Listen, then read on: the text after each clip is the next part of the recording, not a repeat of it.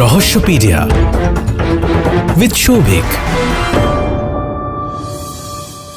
কলম শুদ্ধ হাতটা আস্তে আস্তে উপর দিকে তুলল ছেলেটি প্রফেসরের ঘাড়ের কাছ বরাবর। তারপর ক্লিক করে খুব মৃদু একটা শব্দ হলো। গবেষণারত প্রফেসর আচমকা ঘাড়ে একটা পিন ফোটানোর যন্ত্রণা টের পেলেন। ভারী অন্যমনস্ক হয়ে ঘাড়ে হাত দিলেন তিনি। অনুভব করলেন তীব্র চিনচিনে একটা যন্ত্রণা, যেন পলকের মধ্যে আগুন হয়ে ছড়িয়ে পড়ছে তার শিরা উপশিরায়। সিভিয়ার কনভালশন, মাসল টুইচ এবং ব্ল্যাক আউট। মাটিতে পড়ে আরও কয়েক সেকেন্ড ছটপট করলেন তিনি। তারপর চিরকালের জন্য অন্ধকার হয়ে গেল তাঁর পৃথিবী।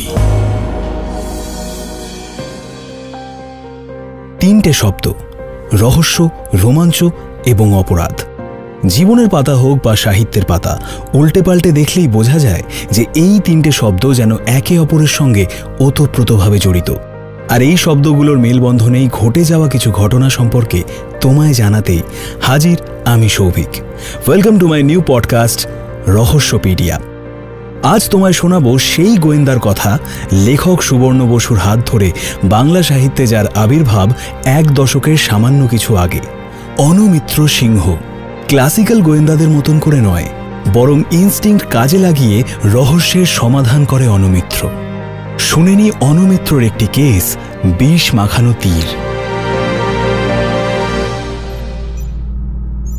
লম্বাটে গড়নের ঘরটার একপাশে ল্যাবরেটরি, ইনকিউবেটরের হলদে সবুজ আলো, একপাশে জ্বলে থাকা অটোমেটেড স্লাইড স্টেনারের ইন্ডিকেটর, গ্রাম স্টেনার, সব মিলিয়ে এক অদ্ভুত আলো ছায়া ঘেরা পরিবেশ। ঘরের এক কোণে স্লাইডে একটা ব্যাকটেরিয়াল স্পেসিমেন স্টেইন করে খুব মনোযোগ দিয়ে পরীক্ষা করছিলেন প্রফেসর অ্যালেন আদ্রিয়ানো। বিশাল চেম্বারে ইতস্তত ছড়িয়ে ছিটিয়ে কাজ করছে আরও কয়েকজন গবেষণারত ছাত্র। প্রফেসর আদ্রিয়ানোর কাজের বিষয় হল এইডসের প্রতিষেধক। সম্পূর্ণ অন্য এক দৃষ্টিভঙ্গি থেকে গবেষণা চালাচ্ছেন তিনি। সাফল্য আর বেশি দূরেও নয়। তার সব সহকর্মী এবং ছাত্ররাও জানে যে প্রফেসরের নোবেল পুরস্কার পাওয়া শুধু সময়ের অপেক্ষা। শুধু প্রফেসর নিজে সে কথা শুনলে ভারী উদাসভাবে হাসেন। কাঁচা পাকা কদম ছাড় চুল, একজোড়া মোটা গোঁফ আর পরিষ্কার কামানো গালের ডক্টর অ্যালেন আদ্রিয়ানোকে হাসলে বাচ্চা ছেলের মতো দেখায়। হঠাৎ তার ল্যাবের একটি ছাত্র কেমন যেন উসখুস করে উঠল। ছাত্রটি একটা টেস্ট টিউবে ভাইরাল স্টেন নিয়ে কালচার করছে বটে, তবে তার চেহারা বা হাবভাব দেখলেই বোঝা যায় তার কাজে মন নেই। এক মেশিন থেকে অন্য মেশিনে রিডিং নেওয়ার অছিলায় সে যেন ক্রমশ প্রফেসর আদ্রিয়ানোর কাছাকাছি যেতে চাইছে। তবে আত্মমগ্ন প্রফেসরের সেদিকে কোনো হুঁশ নেই। তিনি বিড়বিড় করে কিসব বলছেন আর হাতে ধরে থাকা টেস্ট টিউবের গোলাপি রঙের তরলের দিকে তাকিয়ে মৃদু মৃদু হাসছেন।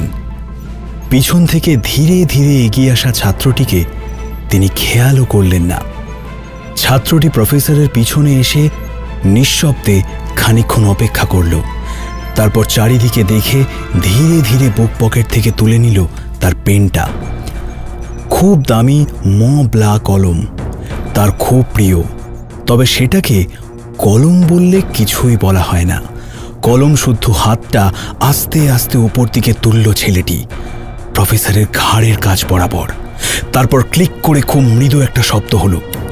গবেষণারত প্রফেসর আচমকা ঘাড়ে একটা পিন ফোটানোর যন্ত্রণা টের পেলেন। ভারী অন্যমনস্ক হয়ে ঘাড়ে হাত দিলেন তিনি। অনুভব করলেন তীব্র চিনচিনে একটা যন্ত্রণা, যেন পলকের মধ্যে আগুন হয়ে ছড়িয়ে পড়েছে তার শিরা উপশিরায়। সিভিয়ার কনভালশন, মাসল টুইচ এবং ব্ল্যাক আউট। মাটিতে পড়ে আরও কয়েক সেকেন্ড ছটপট করলেন তিনি। তারপর চিরকালের জন্য অন্ধকার হয়ে গেল তাঁর পৃথিবী। হাত থেকে ছিটকে পড়া টেস্ট টিউব থেকে গোলাপি তরল গড়াতে লাগলো ল্যাবের মাটিতে। গোটা ঘটনাটা শ্বাস বন্ধ করে দেখে মৃদু হাসল ছাত্রটি। তারপরে চিৎকার করে উঠল ছদ্ম আতঙ্কে। ছুটে এলো বাকিরাও। কয়েকজন ধরাধরি করে প্রফেসরের প্রাণহীন দেহটা বাইরে নিয়ে যাওয়ার পরই ফাঁকা ল্যাবে তৎপর হয়ে উঠল ছাত্রটি। প্রফেসরের ড্রয়ার আর ক্যাবিনেট ঘেঁটে খুব পরিচিত কয়েকটা ফাইল নিয়েই সে বেরিয়ে এলো ল্যাব থেকে। ছাত্রদের সন্তানের মতোই স্নেহ করতেন ডক্টর আদ্রিয়ানো। গবেষণার নথিপত্রের জন্য কোনো বাড়তি সতর্কতা বা সুরক্ষার ব্যবস্থার কথা মাথায় আসেনি তাঁর। ছাত্রটি নিজের কাজ সেরে নিশ্চিন্তে বেরোলেও গোটা ঘটনাটা দেখল প্রফেসরের দীর্ঘদিনের বিশ্বস্ত এক পরিচারক। লম্বা ল্যাবের মাঝ বরাবর যে ফাইল র্যাকটা আছে তার অন্য পাশে তখন ঝাড়ু দিচ্ছিল তার বিশ্বস্ত চাকর সালভাদর। তার হাতে পায়ে কিছু প্রতিবন্ধকতা এবং কিছুটা জড়বুদ্ধি হওয়ার জন্য ডক্টর আদ্রিয়ানোই ছোটবেলায় তাকে আশ্রয় দিয়েছিলেন। সালভাদর প্রফেসরকে প্রাণ দিয়ে ভালোবাসত। চোখের সামনে প্রফেসরের ওই ঘটনা ঘটতে দেখে সে প্রচণ্ড শক পেল। প্রথমে বিস্ময়ে কোনো কথা বলতে পারল না। তারপর ঘর ফাঁকা হয়ে যেতেই সংবিত ফিরে এলো তার, কিন্তু চিৎকার করতে যেতেই দেখল তার গলা জমে পাথরের মতো হয়ে গিয়েছে। অস্ফুট গোঙানির মতো একটু আর্তনাদ ছাড়া কিছুই বলতে পারল না সে। তার স্নায়ুতন্ত্র কোনোদিনই স্বাভাবিক বা মজবুত নয়। চোখের সামনে এই ঘটনা দেখে মানসিক শকে পুরোপুরি বোবা হয়ে গেল সালভাদর। শেষ হলো বিষ মাখানো তীরের প্রথম পর্ব। পরের পর্বের জন্য শুনতে থাকো রহস্যপিডিয়া সৌভিকের সঙ্গে, only on YouTube/919 Friends FM podcast।